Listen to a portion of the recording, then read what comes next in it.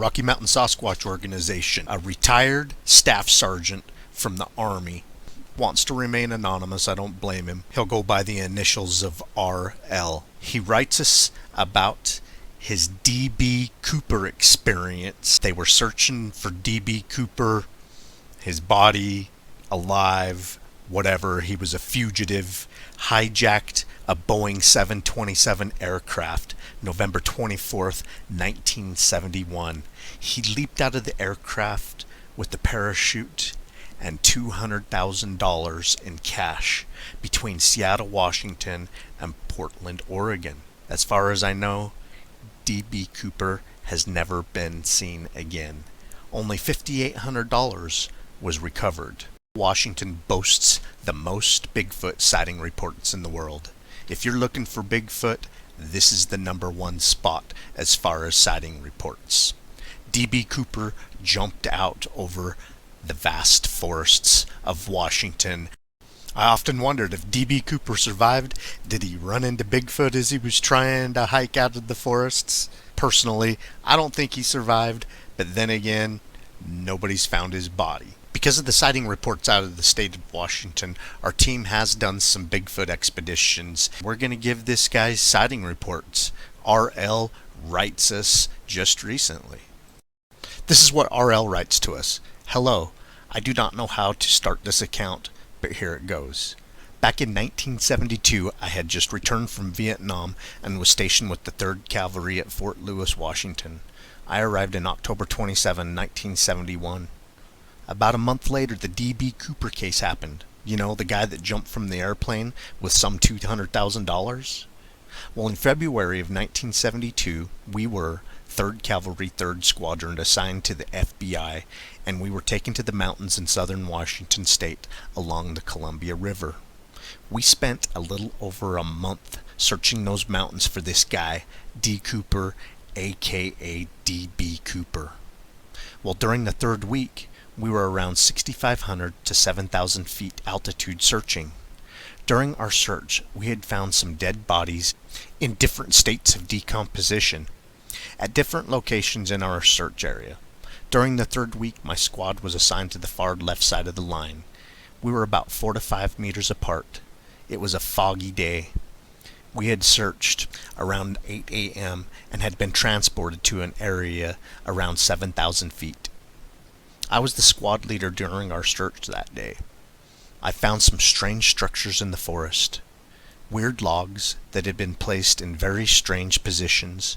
Some broken small trees about 4 to 7 inches in diameter, which had been broken at about the 7 to 8 foot high. I did not mention anything because it wasn't relevant to our search. Now we continue searching and moving west along the top of the cliff, which was running almost parallel to the Columbia River. It was close to 11 a.m. and it was very cold. The fog had gotten heavier and there was a lot of brush and small trees and a few high to around 12 to 16 foot tall. Then there was a moment that I had to walk through some heavy bushes, and we got kind of separated, about 5 to 6 meters apart from the man to my right. As I fought my way through the brush and small trees, I came to a small opening about 20 feet wide. I could not see my right-hand man, but we could talk to each other as I crossed the opening. I noticed to my front left a dark section on the vegetation in front of me, but with the fog, I could not tell what it was, and I just continued. As I approached the dark area, I started to smell something rotten and nasty. I thought it was probably a dead body and moved closer to take a look. The closer I got, the stronger the smell became. I moved to the left some and started to approach the dark spot, then realized suddenly I noticed a movement and it stepped in front of me. I looked and this thing was huge. I could see dark brown hair, but did not see the head until I looked up. I mean way up. This thing was about 11 to 12 feet tall and had a human face. I froze in place and tried to call for my companions, but I could not utter a sound. This thing suddenly moved with such speed forward, and it hit me with one arm, and it sent me stumbling about 10 to 12 feet to the left. I tried to get control of my body, but I was so close to the cliff and about ready to fall down some 30 to 40 meters. I screamed as I fell and was lucky that the rest of the squad heard me. It took two of them 2 hours to get me up from the lower section. I was hurt. It damaged my back and left leg, and I was sent to Fort Lewis Military Hospital. Now what I saw, I never told a soul. This thing was no animal that I'd ever seen. It looked so human-like, but so big and muscular. It had hair all over its body except for the part of its face and hand. As I can recall, his arms had less hair than the rest of his body. What I remember the most was how huge and muscular this thing was. A couple of days back I was watching a video on YouTube when I saw the same face, and I realized that what I had seen was a Bigfoot. I have been in combat and have been in ambush, but I've never been so scared as I was when I encountered this thing that morning back in February 1972. Just needed to tell someone. I never ever mentioned, do not mention my name. P.S. I sent an earlier message but could not finish it, so this is part 2 of my story. U.S. Army retired Staff Sergeant. We respond, "Hi RI. This is Kelly from the Rocky Mountain Sasquatch organization. I'm excited to hear from you, and we'll keep you anonymous as you requested. We feel these reports are an important tool in learning more about these elusive giants. I know this was a long time ago, and so if you don't recall some of this stuff, then I completely understand. What color was the face and hands? What did the face look like? How about the eyes? Did it make any kind of a vocalization as it knocked you over and retreated? Did anyone else see or hear anything unusual on your patrol? Appreciate you taking the time to send us your report. Take care." RLI responds, "Hi, as I mentioned in my email, it was foggy that day, and it got much more foggy by the time of my incident. We were on a line from left to right, about 200 soldiers and about 3 to 4 meters apart. By the time this happened, I think that my closer soldier on my right was probably 6 meters away. We had reached a patch of terrain which was heavy with tall saplings and brush, so I can't really tell you if anyone else saw the thing. To my best recollection, as I started to go through the patch of the heavy brush, I noticed a foul smell, something like rotten eggs or trash that had been exposed for the sun for like 6 to 8 days. I saw something dark to my front and a bit to the right, but I thought nothing of it. I did not feel scared, for I had soldiers to my right and I could hear them talk to the closest one, but I could not see him. Now, as I recall, the smell suddenly got so strong that it made me feel nauseated. I made a comment to Tommy, who was next to me on the right, and just as I finished saying, I saw the thing move toward me very fast. I had no time to react. What shocked me the most was its size and muscular build. If I do not mistake, it was kind of brown or dark brown, with some streaks of gray hairs on its upper torso. By the time I raised my head up to see him, all I could see was his black eyes and teeth, which to this day remind me of a person. I can't recall more of his face, for it was a complete surprise and foggy. As for the sound, all I heard was like a hard breath as he hit me and passed by my side. As I fell down the ravine, I did not pay attention to nothing else except trying to keep my body from being hurt more than it did.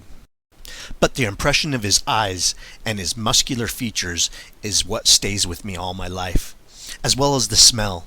I never have ever smelt anything like that ever since. If I'm not mistaken, his hair was kind of long, some 3 to 4 inches, and his arm, at least the one that hit me, had less hair. His hand was huge, and very little hair, and the skin tone was much lighter, kind of light brown, something like that. But man, that body was huge. I'm 5 foot 9 inches tall, and he towered over me, at least 3 feet or more, and was easily double my size at the chest.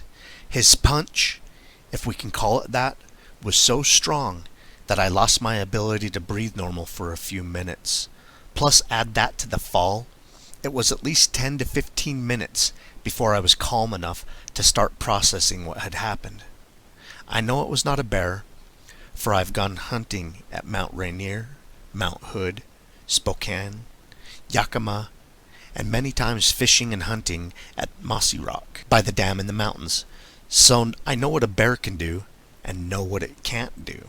I know that this happened very fast in just a few seconds, but after being trained as a long-range recon, field intelligence at Fort Bennington, and having spent 16 months in combat in Vietnam, my observation skill were in tip-top shape at the moment. I had not returned from Nam just over 5 months earlier. Now you ask about his eyes. As I said, they were black. By that I mean I did not notice any white on them like a human would have. Ah yes, I almost forgot. I think he had a scar on the right side of his face, which went from the side of his right eye to his chin. I can visualize that part of his hair in the chin had separation. It looked like maybe perhaps an old scar from a bear. It was not a fresh scar. As far as if someone else saw or heard anything, I can't say, for I never mentioned it to anyone, and no one said anything to me, not even Tommy, who was the closest soldier to my right. That's all I recall at the present. If I remember anything else, I'll contact you again. RLI. We really appreciate your Bigfoot sighting reports. I mean, not only is this D.B. Cooper a mystery, from what I understand, he's never been seen or heard from again. Perhaps he's dead in these forests. I don't know. Nobody's recovered a body. You guys were out there to recover a fugitive or recover a body. Just amazing that someone in the search party, you, run into Bigfoot. Not surprising, you were in the #1 area for Bigfoot sightings in the world. You guys, sounds like you guys were running a string of 200 men. The Bigfoot probably felt like it had no other alternative but to run you over, unfortunately. They're usually do not harm people, except for in rare circumstances. Any animal that feels like it's cornered is gonna strike out to try and escape harm or capture. Really appreciate your report. 2 modern day mysteries lied in February 1972. The Bigfoot phenomenon and the D.B. Cooper. We're going to continue searching for Bigfoot in these Bigfoot sighting hotspots. The footage that we were showing you was along the Oregon-Washington border. We were back and forth on an expedition out there, so I threw some of that footage out here with his report to kind of give you guys a taste of what this Bigfoot sighting hotspot is all about. Keep on watching. We're going to keep on squatching.